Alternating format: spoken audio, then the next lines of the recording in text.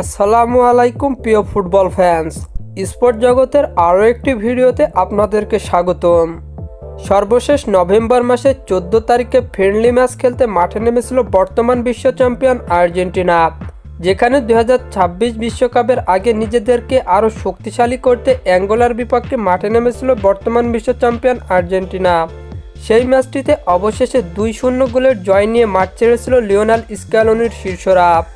এই ম্যাচটির পর আর কোনো ম্যাচ খেলতে মাঠে নামেনি আর্জেন্টিনা।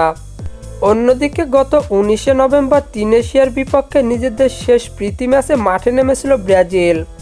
সেই ম্যাচটিতে অবশ্য 1-1 গোলের ড্র নিয়ে মাঠ ছেড়েছিল ব্রাজিল। এই ম্যাচটির পর আর কোনো ম্যাচে মাঠে নামেনি কোচ কার্লো আনচেলত্তির দল।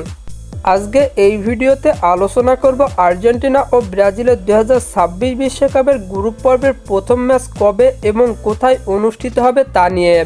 তাই জানতে হলে মূল ভিডিওটুকু না টেনে সম্পূর্ণই দেখতে থাকুন আপনারা। বর্তমানে 1873 পয়েন্ট নিয়ে ফিফা র্যাঙ্কিংয়ে দ্বিতীয় স্থানে অবস্থান করছে আর্জেন্টিনা।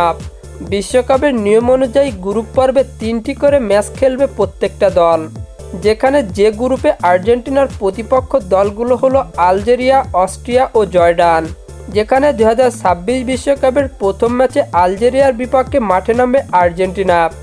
ম্যাচটি অনুষ্ঠিত হবে বাংলাদেশ সময় অনুযায়ী আগামী 2026 সালের 17 জুন সকাল 7টায়।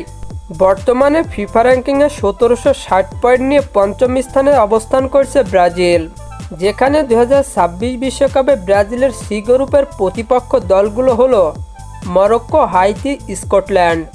যেখানে 2026 বিশ্বকাপের প্রথম ম্যাচে শক্তিশালী দল মরক্কোর বিপক্ষে মাঠে নামছে ব্রাজিল। ম্যাচটি অনুষ্ঠিত হবে বাংলাদেশ সময় অনুযায়ী আগামী 14 জুন ভোর 4টায়। ফুটবলের সকল আপকামিং ম্যাচ শিডিউলের সকল নিউজ এবং আপডেট পেতে আমার চ্যানেলটি সাবস্ক্রাইব করে পাশেই থাকবেন। ধন্যবাদ সবাইকে।